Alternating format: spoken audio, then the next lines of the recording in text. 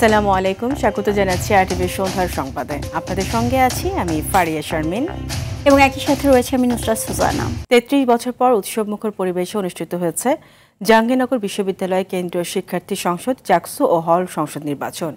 সকাল 10:15টায় 21টি হলের ভোট কেন্দ্রে কঠোর নিরাপত্তার মধ্য দিয়ে শুরু হয় ভোট গ্রহণ। ভোট প্রদানের মাধ্যমে সুষ্ঠু গণতন্ত্র চর্চার অংশীজন হতে পেরে উচ্ছ্বসিত শিক্ষার্থীরা। বিকেল 5টায় ভোট গ্রহণ শেষ হওয়ার পর এখন চলছে গণনা। বিস্তারিত আব্দুল হামিদের প্রতিবেদনে সহায়তা করেছেন সহকর্মী রাকিব হাসান, ওমর ফারুক, জিয়াউর রহমান জিয়া ও রাজিউল ইসলাম পলাশ। 1992 সালের পর 33 বছরের অপেক্ষার অবসান ঘটিয়ে অনুষ্ঠিত হলো জাহাঙ্গীরনগর বিশ্ববিদ্যালয় কেন্দ্রীয় শিক্ষার্থী সংসদ জাকসু ও হল সংসদ নির্বাচন। সকাল 9টায় শুরু হওয়ার কথা থাকলেও ব্যালট পেপার পৌঁছাতে দেরি হওয়ায় 10:15টায় শুরু হয় ভোট গ্রহণ। বৃষ্টি থাকায় প্রথম দিকে ভোটার উপস্থিতি তুলনামূলক কম থাকলেও দুপুরের পর থেকে দেখা যায় লম্বা লাইন। বৃষ্টি উপেক্ষা করেই 21টি কেন্দ্রে স্বতঃস্ফূর্তভাবে ভোট দিতে আসেন শিক্ষার্থীরা। আনন্দঘন পরিবেশে পছন্দের প্রার্থীকে ভোট দিতে পেরে উচ্ছ্বাস প্রকাশ করেন তারা। আসলে 33 বছর পরে আমরা জাকসু পাচ্ছি, জাকসুটা হোক সুন্দরভাবে, এটাই আমরা চাই। যেই বিজয়ী হোক না কেন, আমরা আসলে একসাথে থাকার প্রতিজ্ঞা করেছি। জীবনে কখনো আসলে ভোট দেওয়ার কোনো এক্সপিরিয়েন্স নাই, কিন্তু আজকে প্রথম আমি জাকসু উপলক্ষে প্রথম নির্বাচনের এক্সপিরিয়েন্সটা উপভোগ করলাম। প্যানেল তো থাকবেই, ওটা বিষয় না, কিন্তু ব্যক্তি হিসেবে যাকে পছন্দ আমি তাকেই চুজ করব। কোনো অসামঞ্জস্যপূর্ণ পরিবেশ সৃষ্টি হয়নি। মীর মোশাররফ হোসেন হলে ভোট দেন ছাত্রদল ও ছাত্র শিবির সমর্থিত প্যানেলের ভিপি প্রার্থীরা। এ সময় একে অপরের বিরুদ্ধে পাল্টাপাল্টি অভিযোগ করেন তারা। সাবেক শিক্ষার্থীদের আনাগোনা লক্ষ্য করছি, বিভিন্ন ভোট কেন্দ্রের পাশেই তাদের অবস্থান দেখতে পাচ্ছি। আমরা দাবি করেছিলাম যে বিজি প্রেস অথবা বিশ্ববিদ্যালয়ের নিজস্ব প্রেস থেকে ব্যালট পেপার ছাপানোর জন্য এবং ব্যালট হাতে গণনা সিস্টেম চালু করার জন্য। তো প্রশাসন আমাদেরকে কোনো সদুত্তর দিতে পারেনি। গুরুত্বপূর্ণ নির্বাচনে কিভাবে তারা বিদ্যুতের লাইন চলে যায় এটা আমাদের মাথায় ঢোকে না। সেই সময়ে ভোট কেন্দ্রগুলোতে কি হয়েছিল আমরা আশঙ্কা করেছি যে কারচুপির মহোৎসব হয়েছে। নির্বাচনে কেন্দ্রীয় সংসদে 25 পদের বিপরীতে লড়েছেন 177 জন প্রার্থী। ওএমআর ব্যালট পদ্ধতিতে ভোট হয়েছে এই নির্বাচনে। 21টি কেন্দ্রের সবগুলোতেই শেষ হয়েছে ভোট গ্রহণ, এখন চলছে গণনা। আব্দুল হামিদ, আরটিভি। দর্শক, এই মুহূর্তে জাহাঙ্গীরনগর বিশ্ববিদ্যালয়ে রয়েছে আমাদের সহকর্মীরা। আমরা শুরুতেই চলে যাব রাকিব হাসানের কাছে। রাকিব, আপনার কাছে জানতে চাই যে জাকসুতে নির্বাচনের সার্বিক পরিস্থিতি এই মুহূর্তে কি, আমাদেরকে বিস্তারিত জানান। সুজানা, দীর্ঘ প্রতীক্ষার অবসানের পর কিন্তু আজকে অনুষ্ঠিত হলো জাকসু নির্বাচন। এতে করে কিন্তু খুশি এখানকার ভোটার এবং প্রার্থীরা, এবং যেই শিক্ষার্থীরা বলছেন প্রতি বছরে যে এরকম জাকসু নির্বাচন অনুষ্ঠিত হয়, এদিকে এই নির্বাচন ঘিরে কিন্তু মিশ্র প্রতিক্রিয়া দেখা গেছে। এখানে আসলে যে নির্বাচন কমিশনের কিন্তু গাফিলতির কথাও কিন্তু শোনা যাচ্ছে। তারা বলছেন যে আসলে যদি যেমন কালকে পোলিং এজেন্ট নিয়োগ করা হয়েছে এবং সেই সঙ্গে বেশ কিছু সমস্যার কথা তুলে দিচ্ছে, যেমন কালির একটি সমস্যা ছিল, যেহেতু ভোট যারা দিয়েছেন তাদের পানিতে পরবর্তীতে ধোয়ার সঙ্গে সঙ্গে কিন্তু কালি মুছে যাচ্ছে, এরকম কিন্তু অভিযোগ পাওয়া গেছে। সেই সঙ্গে যেই যন্ত্র, যেই ভোট গণনার জন্য যন্ত্র কেনা হয়েছিল তা শিবির কেনা হয়েছিল বলে ছাত্রদল একটি অভিযোগ করে, এবং এর পরবর্তীতে কিন্তু হাতে গণনা হচ্ছে। এবং এখানে কিন্তু সিনেট ভবনের বাইরে কিন্তু দেখা যাচ্ছে যে এক একটি হল থেকে যে ব্যালট বাক্স, যে বক্সগুলো রয়েছে তা কিন্তু এখানে নিয়ে আসা হচ্ছে, এবং এখানের যারা আছে খুব নিরাপত্তা কিন্তু কঠোরভাবে নেওয়া হয়েছে। তো এখানে দেখা যাচ্ছে তারপরও সবাই আশা করছে যে জাকসু একটি সুষ্ঠু স্বাভাবিক, এখন পর্যন্ত যেহেতু কোনো সাংঘর্ষিক কোনো ঘটনা ঘটেনি, সুন্দরভাবেই শেষ হবে জাকসু নির্বাচনের ফলাফল। এরপরে আমরা চলে যাব সহকর্মী পলাশের কাছে।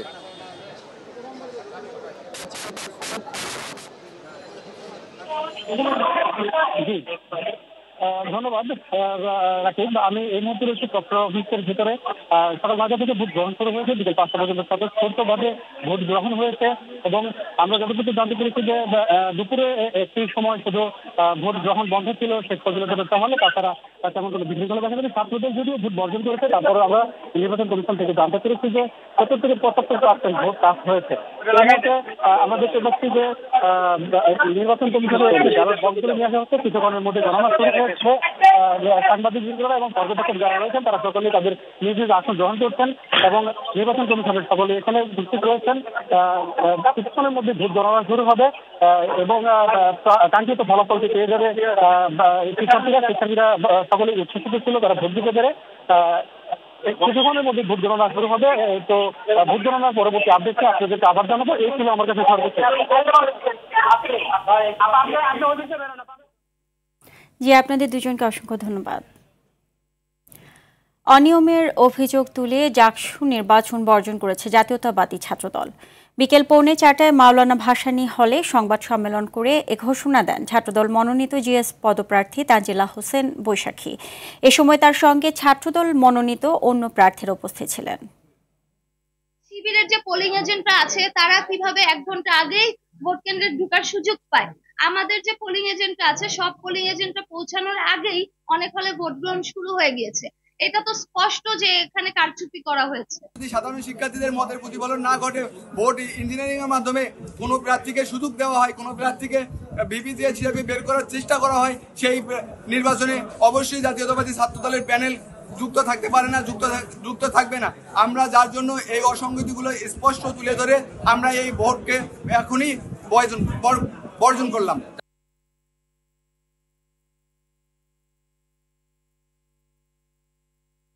রাজশাহী বিশ্ববিদ্যালয় কেন্দ্রীয় ছাত্র সংসদ ডাকসু, হল সংসদ ও সিনেট ছাত্র প্রতিনিধি নির্বাচনের প্রাথমিক তালিকা থেকে বাদ হওয়া প্রার্থীদের আপত্তি গ্রহণ ও নিষ্পত্তি হলো আজ সকাল 9টা থেকে বিকেল 5টা পর্যন্ত এই কার্যক্রম চলে। রাকসুতে 23টি ও সিনেটে 5 জন ছাত্র প্রতিনিধির বিপরীতে 322টি মনোনয়নপত্র জমা পড়ে। এর মধ্যে 315টি বৈধ ঘোষণা করা হয়। মনোনয়নপত্রের সঙ্গে ব্যাংক স্লিপ, ছবি ও ডোপ টেস্ট রিপোর্ট জমা দেয় 6 জন এবং নিষিদ্ধ সংগঠনের পদে নাম থাকায় 1 জন প্রাথমিক তালিকা থেকে বাদ পড়ে। এর মধ্যে 5 জন রাকসু এবং 2 জন সিনেটের প্রার্থী। গতকাল যে 7 জন প্রার্থী বিভিন্ন কারণে সাময়িক বাতিল করা হয়েছিল, তাদের আজকে আপিল করার সুযোগ রয়েছে। যদি তারা সন্তোষজনক তথ্য সরবরাহ করতে পারে তাহলে সেটা চূড়ান্ত লিস্টে চলে যাবে, আর যদি সেটা না পারে তাহলে সেগুলো বাতিল হবে। শহীদ বুদ্ধিজীবী স্মৃতিসৌধে শ্রদ্ধা জানিয়েছেন ডাকসুতে নির্বাচিত শিবির প্যানেলের সদস্যরা। সকাল ৭১-এর মহান মুক্তিযুদ্ধে শহীদ বুদ্ধিজীবীদের আত্মার মাগফিরাত কামনায় দোয়া করেন তারা। জিয়ারত করেন জুলাই শহীদদের কবরও। এ সময় নবনির্বাচিত ভিপি বলেন, গণঅভ্যুত্থানের শহীদদের আকাঙ্ক্ষা পূরণে কাজ করবে তারা। ভোটে জয় পরাজয়কে ঊর্ধ্বে রেখে বৈষম্যহীন ক্যাম্পাস গড়ে তোলার আশা ব্যক্ত করেন তারা। আর জিএস ফরহাদ বলেন, শিক্ষার্থীদের জন্য কাজ করার মধ্য দিয়েই সম্ভব শহীদদের ত্যাগের মূল্যায়ন করা। শিক্ষার্থীদের প্রত্যাশা পূরণ করা আমাদের কাজ, ঢাকা বিশ্ববিদ্যালয়ের শিক্ষার্থীদের প্রতিনিধিত্ব করা আমাদের কাজ, তাদের প্রবলেমগুলো অ্যাড্রেস করে সশস্ত্র জায়গায় সে ভয়েস রেজ করতে পারে আমাদের কাজ। ঢাকা বিশ্ববিদ্যালয় বিনির্মাণ করার জন্য ডাকসু নির্বাচন পরবর্তীতে আমরা সবাইকে নিয়ে একসাথে কাজ করব। আমাদের যারা সহযোদ্ধারা ছিল আমরা একসাথে কাজ করব। তাদের যে ইস্তেহার, তাদের যে প্রত্যাশা, সে প্রত্যাশাকে আমরা একসাথে কাজ করব। ফেব্রুয়ারির ভোট বানচালের ক্ষমতা কারণেই বলে মন্তব্য করেছেন প্রধান উপদেষ্টা প্রেস সচিব শফিকুল আলম। নির্বাচন বানচাল হলে তা জাতির জন্য মহা বিপর্যয় হবে বলেও মন্তব্য করেন তিনি। দুপুরে রাজধানীর সিরডাপ মিলনায়তনে নাগরিক কোয়ালিশন আয়োজিত আলোচনার সভায় যোগ দিয়ে তিনি এসব কথা বলেন। প্রেস সচিব আরও বলেন, আগামী জাতীয় নির্বাচন ভালো হবে, যার প্রতিফলন দেখা গেছে ডাকসুতে। সব দল সৎ থাকলে সুষ্ঠু নির্বাচন নিয়ে কোনো বাধা নেই বলেও মনে করেন তিনি।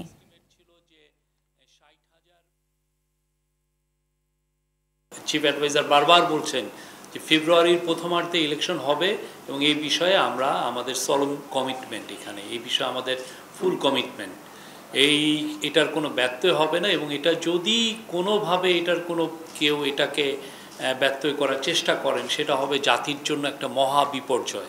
ডাকসু ইলেকশনটা একটা বড় টেস্ট ছিল এবং এই টেস্টে সবাই আমরা বলবো যে একটা খুব ফ্লাইং কালার্সে আমরা উত্তরণ করেছি। নামে বেনামে ফ্যাসিবাদ বিরোধী কিছু দলের সাথে আঁতাত করে দেশকে মৌলবাদী রাষ্ট্র বানানোর ষড়যন্ত্র করছে ফ্যাসিবাদের দোসররা। এমন অভিযোগ করেন বিএনপি স্থায়ী কমিটির সদস্য ডক্টর এজেডএম জাহিদ হোসেন। সংবিধান সংশোধন প্রক্রিয়া যেন প্রশ্নবিদ্ধ না হয় সে ব্যাপারে সতর্ক করেন স্থায়ী কমিটির আরেক সদস্য সালাউদ্দিন আহমদ। আলাদা অনুষ্ঠানে তারা এসব কথা বলেন। রুদ্র রফিকের রিপোর্ট। বিভিন্ন অংশের গুরুত্বপূর্ণ প্রতিনিধি। রাজধানীর সিরডাপ মিলনায়তনে সুষ্ঠু নির্বাচনের জন্য প্রত্যাশা ও চ্যালেঞ্জ শীর্ষক আলোচনা সভার আয়োজন করে নাগরিক কোয়ালিশন নামে একটি বেসরকারি সংস্থা। এতে যোগ দেন বিভিন্ন রাজনৈতিক দলের নেতারা। বিএনপির স্থায়ী কমিটির সদস্য সালাউদ্দিন আহমদ বলেন, সংবিধান সংশোধনের একমাত্র বৈধ উপায় সংসদ। আমরা এমন কোনো উদাহরণ সৃষ্টি হতে দিতে চাই না যেটা জাতির সামনে একটা উদাহরণ হয়ে থাকবে যে এই রকম একটি প্রক্রিয়ার মধ্য দিয়ে সংবিধান সংশোধনী হওয়া যায়, যেটা পরে একটা উপযুক্ত আদালতে চ্যালেঞ্জড হবে এবং হয়তো একটা প্রশ্নবিদ্ধ হিসাবে আমরা সেই সিদ্ধান্তকে পাব, কিন্তু সেটা পরবর্তীতে রেটিফিকেশনের জন্য সমস্যা হবে জাতীয় সংসদে। জাতীয় প্রেসক্লাবের সামনে 12 দল আয়োজিত প্রতিবাদ সভায় বিএনপির স্থায়ী কমিটির সদস্য ডাক্তার জাহিদ অভিযোগ করেন, ধর্মীয় উগ্রতাকে উস্কে দেওয়ার চেষ্টা চলছে। বাংলাদেশকে একটি মৌলবাদী রাষ্ট্র হিসাবে বিশ্বের মানচিত্রে তুলে ধরার জন্য কেউ কেউ বিভিন্ন কর্নার থেকে চেষ্টা করছে, যাতে করে ফেসিবাদের ফিরে আসার পথ সুগম হয়। শেখ হাসিনা পালিয়ে ইন্ডিয়াতে আছে, কিন্তু তার যে দোসররা আজকে যে আপনার আমার মাঝখানে ছড়িয়ে আছে, এই কথাটি ভুলে গেলে চলবে না। ফেসিবাদের দোসররা যেন কোনো ফাঁক ফোকর না পায়, সেজন্য সবাইকে ইস্পাত কঠিন ঐক্য গড়ে তোলার আহ্বান জানান ডাক্তার জাহিদ। কেউ কেউ ধর্মীয় উগ্রতাকে উস্কে দিতে চায়। রুদ্র রফিক, RTV, ঢাকা। সংবিধান সংশ্লিষ্ট নয় এমন সংস্কারগুলো অধ্যাদেশের মাধ্যমে বাস্তবায়ন করতে পারবে অন্তর্বর্তী সরকার। জাতীয় ঐকমত্য কমিশনের সঙ্গে বৈঠকে এই বিষয়ে একমত হয়েছে রাজনৈতিক দলগুলো। তবে সংবিধান সংশোধন সংশ্লিষ্ট বিষয়গুলো জাতীয় নির্বাচনের আগে নাকি পরে বাস্তবায়ন হবে তা নিয়ে আলোচনা অব্যাহত রয়েছে। কমিশন 5টি বিকল্প তুলে ধরেছে, ভিন্ন মত দিয়েছে রাজনৈতিক দলগুলো। দর্শক, এই সংশ্লিষ্ট রিপোর্টটি দেখব একটু পরে। চলে যাচ্ছি পরবর্তী সংবাদে। জুলাই গণ অভ্যুত্থান চলাকালে রামপুরায় কার্নিশে ঝুলে থাকা তরুণকে গুলি এবং 2 জনকে হত্যা মামলা অভিযোগ গঠনের বিষয়ে আগামী 16 সেপ্টেম্বর আদেশ দেবেন আন্তর্জাতিক অপরাধ ট্রাইব্যুনাল। সকালে বিচারপতি মোহাম্মদ গোলাম মুর্তজা মজুমদারের নেতৃত্বাধীন 3 সদস্যের বিচারিক প্যানেলে শুনানি হয়। এদিকে মামলার 5 আসামির 4 জনই পলাতক থাকায় ক্ষোভ প্রকাশ করেছেন আদালত। গ্রেপ্তার আসামি SI সুজন চন্দ্র সরকারের উপস্থিতিতে চিফ প্রসিকিউটর সব আসামির বিরুদ্ধে অভিযোগ গঠনের আবেদন করেন। তবে সুজন চন্দ্র সরকারের আইনজীবী দাবি করেন তার মক্কেল তখন ঘটনাস্থলে উপস্থিত ছিলেন না। চিফ প্রসিকিউটর জানান, আসামিদের বিরুদ্ধে হত্যাসহ 3টি সুনির্দিষ্ট অভিযোগ আনা হয়েছে। এদিকে চানখারপুলে 6 জনকে হত্যা মামলার পরবর্তী সাক্ষ্য গ্রহণ আগামী রবিবার। সকালে মামলা দুটির 5 আসামিকে কারাগার থেকে ট্রাইব্যুনালে হাজির করা হয়। আগামী মঙ্গলবার চার্জ গঠনের বিষয়ে আদালত আদেশ দেবেন। আসামিদের মূল কথা হচ্ছে, যেটা বলার তারা চেষ্টা করেছেন, যে গুলি করেছে সেই ব্যক্তি আমি নই। অফিসিয়াল ডকুমেন্টে যা কিছুই থাকুক না কেন, তারা ওই ঘটনার সময় এক থানার পুলিশ আর এক থানার মধ্যে ঢুকে নির্মম হত্যাকাণ্ড সংগঠিত করেছে এবং সেটা করেছে সারা দেশব্যাপী যে ওয়াইড স্প্রেড এবং সিস্টেম্যাটিক পদ্ধতিতে গণহত্যাটা চলছিল তার অংশ হিসেবে তারা করেছেন। সংবিধান সংশ্লিষ্ট নয় এমন সংস্কারগুলো অধ্যাদেশের মাধ্যমে বাস্তবায়ন করতে পারবে অন্তর্বর্তী সরকার। জাতীয় ঐকমত্য কমিশনের সঙ্গে বৈঠকে এ বিষয়ে একমত হয়েছে রাজনৈতিক দলগুলো। তবে সংবিধান সংশোধন সংশ্লিষ্ট বিষয়গুলো জাতীয় নির্বাচনের আগে নাকি পরে বাস্তবায়ন হবে তা নিয়ে আলোচনা অব্যাহত রয়েছে। কমিশন 5টি বিকল্প তুলে ধরেছে, ভিন্ন মত দিয়েছে রাজনৈতিক দলগুলো। খান আলমিনের রিপোর্টে থাকছে বিস্তারিত। সংস্কার প্রক্রিয়া শেষ, এখন সংস্কার বাস্তবায়ন প্রক্রিয়া নিয়ে শুরু হয়েছে আলাপ আলোচনা। ফরেন সার্ভিস একাডেমিতে দিনভর এ নিয়ে নিজেদের মতামত তুলে ধরেছে রাজনৈতিক দলের প্রতিনিধিরা। 31শে জুলাইয়ের পরবর্তী সংস্কারের অনেকগুলো বিষয় সংবিধান সংশোধনের সঙ্গে সংশ্লিষ্ট, আর অনেকগুলো আছে সংশ্লিষ্ট নয়। যেগুলো সংবিধান সংশ্লিষ্ট নয় সেগুলোর বিষয়ে অন্তর্বর্তী সরকার চাইলে অধ্যাদেশের মাধ্যমে বাস্তবায়ন করতে পারবে। এ বিষয়ে একমত হয়েছে রাজনৈতিক দলগুলো। সুপারিশের যেসব বিষয় সংবিধান সংশ্লিষ্ট নয় সেসব বাস্তবায়নের জন্য অন্তর্বর্তী সরকার অধ্যাদেশ জারি করতে পারে।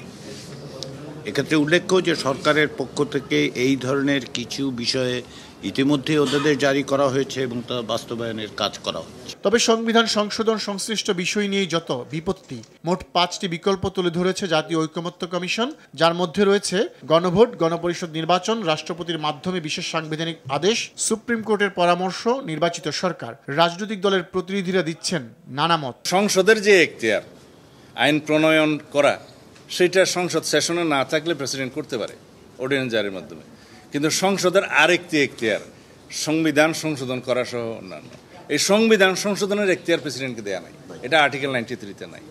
তো সুতরাং এখানে এই প্রশ্ন করাটা আসলে অবান্তর। আমরা আশা করি এই 5টি প্রস্তাবের ভিতরে আমরা অনেকটা কাছাকাছি আসতে পারবো এবং সেই ভিত্তিতেই এই জুলাই সনদের আইনগত ভিত্তি হবে এবং জুলাই সনদের ভিত্তিতেই আগামী ফেব্রুয়ারির যে নির্বাচন, সেই নির্বাচন অনুষ্ঠিত হবে। আগামী নির্বাচিত জাতীয় সংসদ তারাই কেবলমাত্র এ ব্যাপারে জনগণের সম্মতি ম্যান্ডেটের ভিত্তিতে তারা সংবিধান সংশোধনের ব্যাপারে তারা একটা সিদ্ধান্তের জায়গায় তারা আসবেন। রাষ্ট্রপতি তিনি যদি সংবিধানকে এড়িয়ে যেয়ে এখন নির্দেশনা অথবা অধ্যাদেশ জারি করেন, এটা আমরা বলেছি বিপজ্জনক এবং ভয়ঙ্কর একটা প্রস্তাবনা। এ নিয়ে আলোচনা অব্যাহত থাকবে। আগামী রোববার বিকেলে পুনরায় রাজনৈতিক দলগুলোর সঙ্গে বসবে জাতীয় ঐকমত্য কমিশন। 2024 সালের খান আলামিন, RTV, ঢাকা। হংকংয়ের বিপক্ষে ম্যাচ দিয়ে আজ শুরু হচ্ছে বাংলাদেশের এশিয়া কাপ মিশন। আবুধাবির শেখ জায়েদ ক্রিকেট স্টেডিয়ামে ম্যাচ শুরু রাত 8:30টায়। কাগজে কলমে দুর্বল দল হংকংকে সহজভাবে নিচ্ছে না বাংলাদেশ। ম্যাচে নিজেদের স্বাভাবিক ক্রিকেট খেলে বড় জয় নিয়ে ফেরাই লক্ষ্য টাইগার অধিনায়ক লিটন দাসের। বিস্তারিত মাহফুজুল ইসলামের রিপোর্টে। উদ্বোধনী ম্যাচে হংকংয়ের বিপক্ষে আফগানিস্তানের বিশাল ব্যবধানে জয়ের পর কিছুটা চাপে বাংলাদেশ, কারণ রান রেটে আফগানিস্তানের চেয়ে এগিয়ে থাকতে টাইগারদেরও দরকার বড় ব্যবধানের জয়। বিষয়টা মাথায় রেখেই দলের কৌশল সাজাবেন কোচ ফিল সিমন্স। অপেক্ষাকৃত দুর্বল দল হংকংকে নিয়ে অবশ্য সাবধানী টিম বাংলাদেশ। সংবাদ সম্মেলনে অবশ্য বিষয়টা নিয়ে কথা বলেছেন অধিনায়ক লিটন। জানিয়েছেন প্রতিপক্ষ কোনোভাবেই দুর্বল নয়, অনিশ্চয়তার খেলা ক্রিকেটে যে কোনো দিন যে কেউ যে কাউকেই হারিয়ে দিতে পারে। চাপে থাকা বাংলাদেশ দল অবশ্য আরও এক জায়গায় পিছিয়ে। 2014 সালের টি-20 বিশ্বকাপে চট্টগ্রামে এই হংকংয়ের বিপক্ষে হারের রেকর্ড আছে বাংলাদেশের। অবশ্য সেই দলের কেউই নেই এবার স্কোয়াডে। সেই অতীত অবশ্য মনে রাখছেন না টাইগার অধিনায়ক। জানিয়েছেন সাম্প্রতিক অতীতে দুর্দান্ত ফর্মে থাকা টিম বাংলাদেশ এই বিষয়টি মনে রাখার অবস্থায় নেই। প্রতিপক্ষ হংকং বলেই কিনা অদৃশ্য অজানা শঙ্কা বাংলাদেশ দলে, তবে সে জুজু পেরোতে পারার পাশাপাশি নেট রান রেটের বিষয়টি মাথায় রেখেই মাঠে নামবে টিম টাইগার্স। মাহফুজুল ইসলাম, RTV। গত 24 ঘন্টায় ডেঙ্গু আক্রান্ত হয়ে আরও 6 জনের মৃত্যু হয়েছে। একই সময় দেশে বিভিন্ন হাসপাতালে 586 জন আক্রান্ত রোগী হাসপাতালে ভর্তি হয়েছে। মৃতদের মধ্যে ঢাকার 2 সিটি কর্পোরেশনেই 4 জন, বাকি 2 জন ময়মনসিংহ ও রাজশাহী বিভাগের। চলতি বছরের জানুয়ারি থেকে পর্যন্ত ডেঙ্গু আক্রান্ত হয়ে 145 জনের মৃত্যু হয়েছে। বিকেলে স্বাস্থ্য অধিদপ্তরের হেলথ ইমার্জেন্সি অপারেশন সেন্টার ও কন্ট্রোল রুম থেকে পাঠানো বিজ্ঞপ্তিতে এ তথ্য জানানো হয়। চলতি বছরে পর্যন্ত ডেঙ্গু আক্রান্ত হয়েছেন 36,682 জন। ডেঙ্গু আক্রান্ত এবং মৃত্যুর এ সংখ্যা আতঙ্ক ছড়াচ্ছে জনমনে।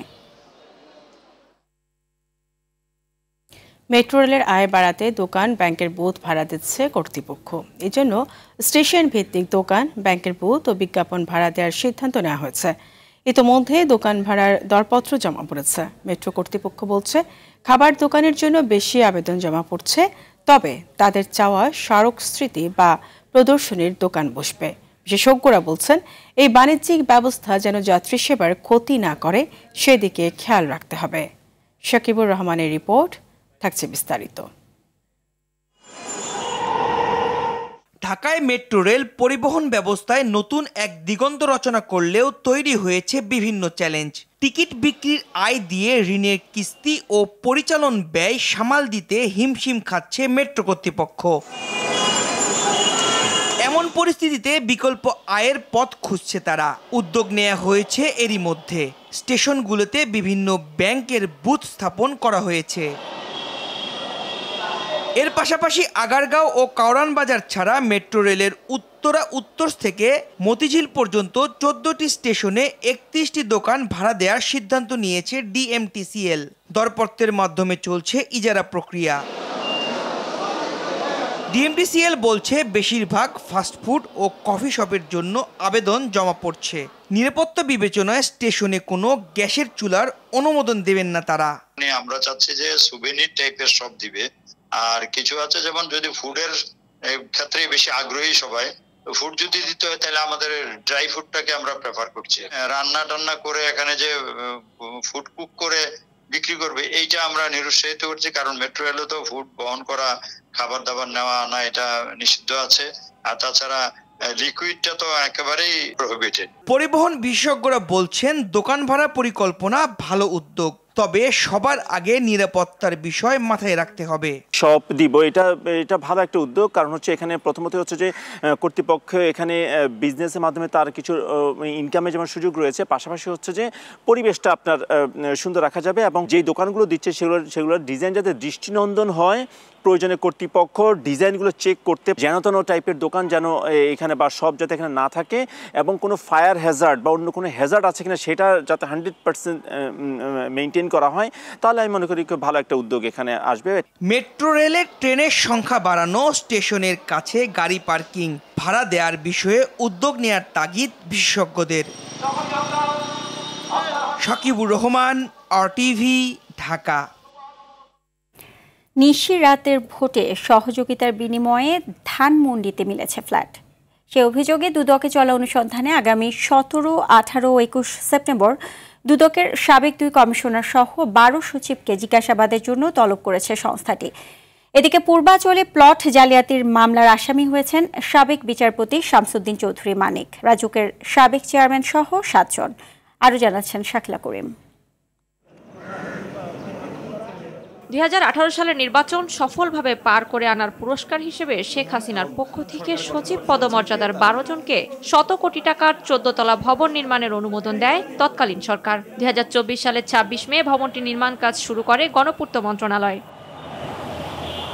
বরাদ্দে অনিয়মে চলতি বছরের মে মাসে অভিযান চালায় দুদক। অভিযানে উঠে আসে নির্মাণাধীন 23 ফ্ল্যাটের 12টি পাওয়ার কথা ছিল দুদকের আলোচিত সাবেক কমিশনার মোজাম্মেল হক খান ও জহুরুল হক সহ 12 সচিব পদমর্যাদার কর্মকর্তার। অনুসন্ধান স্বার্থে জিজ্ঞাসাবাদের জন্য তাদের তলব করেছে সংস্থাটি। এটা আমাদের অনুসন্ধান দলের রুটিন কাজ, এইটা তারা সেই অনুযায়ী তারা কাজ করছেন। এদিকে পূর্বাচলে প্লট জালিয়াতির অভিযোগে বিচারপতি শামসুদ্দিন চৌধুরী মানিক, রাজুকের সাবেক চেয়ারম্যান সহ 7 জনের বিরুদ্ধে মামলা করেছে দুদক। শামসুদ্দিন চৌধুরী মানিক সাবেক বিচারপতি সহ মোট 7 জনের বিরুদ্ধে দণ্ডবিধির সংশ্লিষ্ট ধারা, দুর্নীতি প্রতিরোধ আইন 1947-এর 5-2 ধারায় আরও একটি মামলার রুজুর সিদ্ধান্ত গৃহীত হয়েছে। এদিন দুদকের মামলায় গ্রেপ্তার হওয়া আরেক আসামি স্বাস্থ্য খাতের আলোচিত ঠিকাদার মোতাজ্জরুল ইসলাম মিঠুকে 10 দিনের রিমান্ড চেয়ে আদালতে পাঠায় দুদক।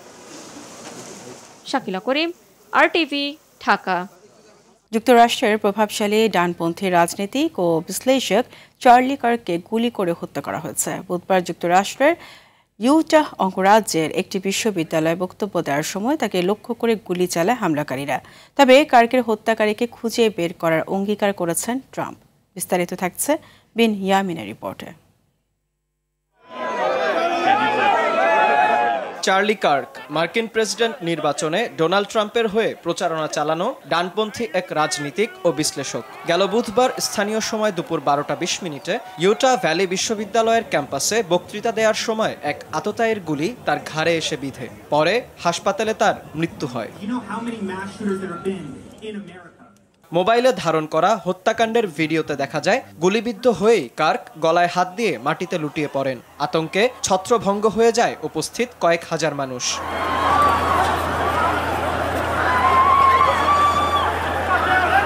বিশ্ববিদ্যালয় কর্তৃপক্ষের ধারণা দূরের কোনো ভবনের ছাদ থেকে ছোড়া হয়েছিল এই গুলি। এই ঘটনায় হামলাকারীকে এখনো শনাক্ত করতে পারেনি বলে জানান রাজ্যের পাবলিক সেফটি কমিশনার বো ম্যাসন। তবে ঘটনার পরপরই এক ব্যক্তিকে জিজ্ঞাসাবাদের জন্য আটক করা হলেও পরে তাকে ছেড়ে দেয়া হয়।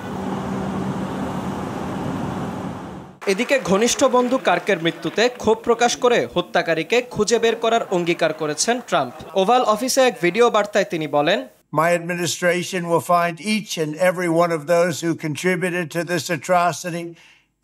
এই জঘন্য কাজের সঙ্গে জড়িত প্রত্যেককে আমার প্রশাসন খুঁজে বের করবে, এমনকি তাদের অর্থায়নকারীরাও ছাড় পাবে না। After our judges, law enforcement officials, and everyone else who brings order to our country. এছাড়া কার্কের সম্মানে আগামী রোববার পর্যন্ত সরকারি সব ভবনে জাতীয় পতাকা অর্ধনমিত রাখার নির্দেশ দিয়েছেন মার্কিন প্রেসিডেন্ট। বিনিয়ামিন, RTV। অবশেষে সব উৎকণ্ঠা পেরিয়ে নেপাল থেকে দেশে ফিরেছে বাংলাদেশ জাতীয় ফুটবল দল। তাদের বহনকারী বাংলাদেশ বিমান বাহিনীর ফ্লাইটটি বিকেল 4:45টায় কুর্মিটোলায় নামে। এই ফ্লাইটে এসেছেন জাতীয় দলের খেলোয়াড়, কর্মকর্তা সহ নেপালে খেলার সংবাদ সংগ্রহ করতে যাওয়া সাংবাদিকরাও। জাতীয় দলকে স্বাগত জানাতে এ সময় উপস্থিত ছিলেন বিমান বাহিনীর কর্মকর্তা সহ বাফুফের সভাপতি তাপিত আওয়াল। নেপালে অস্থিতিশীল অবস্থায় হোটেলে অবরুদ্ধ থাকা ফুটবলারদের মানসিক ট্রমা কাটাতে বাফুফে কাজ করবে বলে জানান বাফুফের সভাপতি। সন্ধ্যার সংবাদ এই পর্যন্ত। রাতের সংবাদ 11:15টায় দেখার আমন্ত্রণ রইল। এতক্ষণ সাথে থাকার জন্য সবাইকে ধন্যবাদ। ধন্যবাদ সবাইকে।